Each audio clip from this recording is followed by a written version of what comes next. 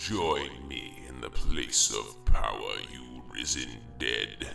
Join me where the waters weep and the trees have no hearts. Lim Dul, the Necromancer. Hello, mortal bags of flesh. My name is Josh the Necromancer from Elder Drunken Highlander, and this is our deck attack video for Mono Black Wizards, aka Necromancers, held by one of the original magic villains, Lim Dul.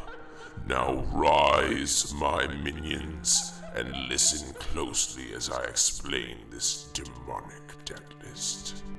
Mono Black Wizards is a tribal aristocrat-style combo deck that seeks to use its life total as a resource while assembling value both on the board and in the graveyard in order to ultimately blow out opponents either with life drain or by stealing one of their own combos.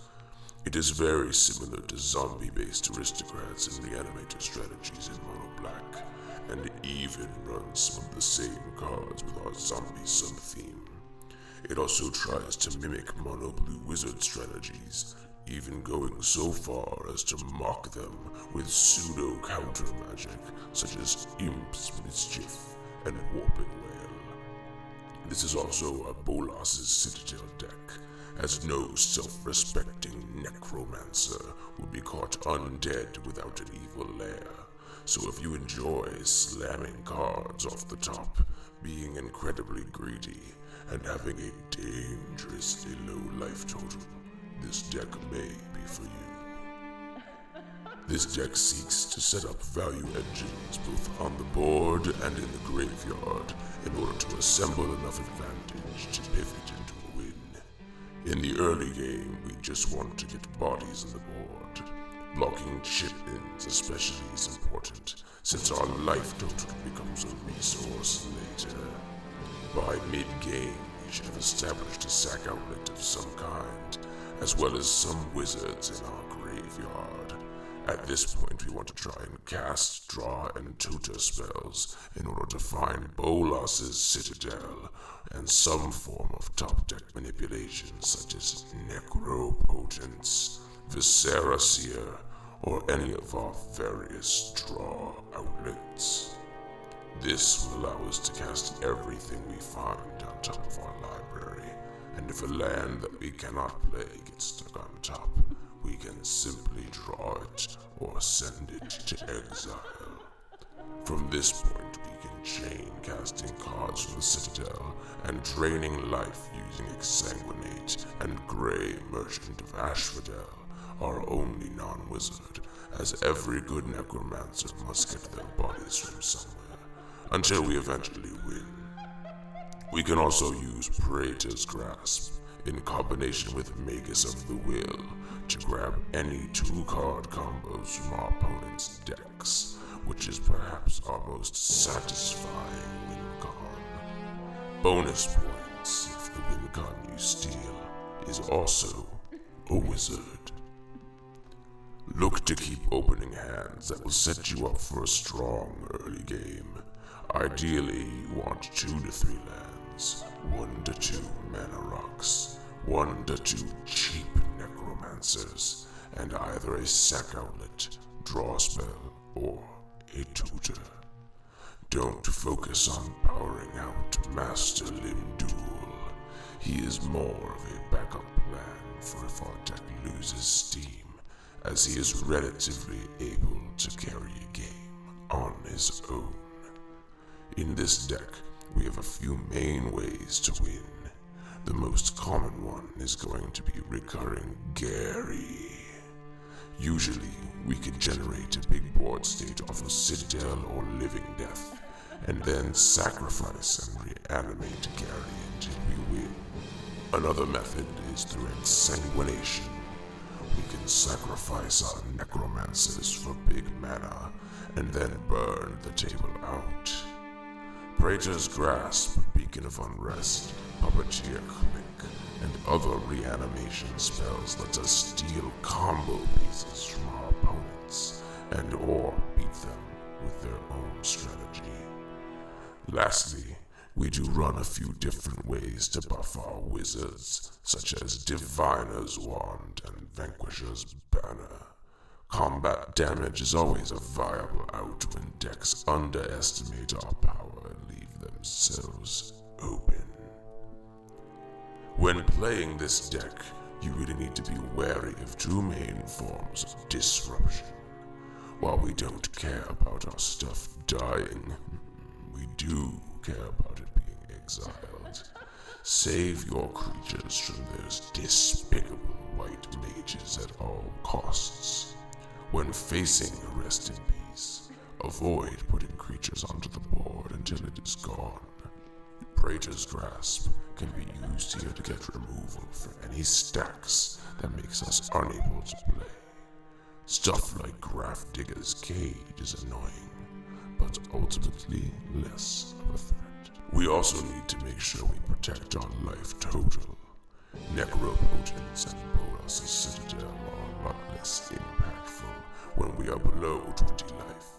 Exsanguinate, Gary, Weep of Erebos, and Venser's Journal can all mitigate this, with the Journal being especially good with Necropotence. These are my 5 favorite minions that I found worthy to showcase in this deck tech. Phyrexian Altar. This is one of our best sacrifice outlets, and it also provides mana to cast stuff off of Praetor's Grasp. Bloodline Necromancer. One of my favorite minions. This guy allows for big value reanimator chains, and lifelink is surprisingly relevant as well. Disciple of Bolas. This card does everything we need. Draws cards, gains life, is a wizard, and puts something into the graveyard. I wish he could be the commander sometimes. Flesh Carver. Another sacrifice outlet that can beat face and makes a big horror on death. Very good for sacrifice combos or just attacking. Living Death. Since we have so many sacrifice outlets, it is not unheard of for us to sacrifice our entire board just to bring it all back again with this bad boy and sacrifice it once more. Magus of the Will lets us recur this too for a big, high-risk value play. Notable exclusions. Most cards that were excluded from this deck were done so either due to budget or flavor reasons. Before anyone in the comments suggests Urborg and Cabal coffers, yes, I know, those are out for budget reasons. Sensei's Divining Top would be a great pickup for this deck too, since it combos with the Citadel. However, it was excluded due to budget as well. Along with the fast mana and grim/vampiric tutor, these cards are probably the ones that you'd want to get if you decided to upgrade this list. Nim Deathmantle is another card I left out. This is just because I feel like it is too easy to combo with the card, and this isn't supposed to be a Nim Deathmantle deck. I'm a necromancer, not an artificer, damn it. Power level. This deck sits firmly in the tuned casual power range. While it does have infinite combinations and cheap tutors, the combos it needs to assemble are slow, predictable, rely on a lot of pieces, and are easy to disrupt.